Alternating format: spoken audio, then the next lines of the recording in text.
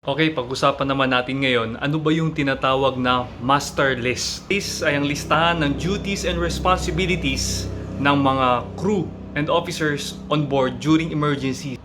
So nire-require ng SOLAS, nire-require ng batas na ang lahat ng barko ay merong master list. So bilang isang first timer sa barko, ito ang isa sa mga unang-una mo dapat tignan.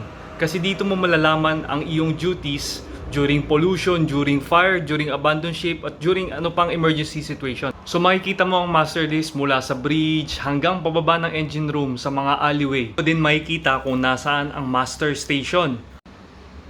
Dito mo rin makikita ang emergency alarm para sa fire, para sa general alarm, o para sa pollution, or during man overboard. Dito mo makikita lahat. Kaya tiyakin, pagkasampa ng barko, kailangan kabisaduhin nyo agad, basahin nyo agad ang laman ng master list para during emergency, ready kayo.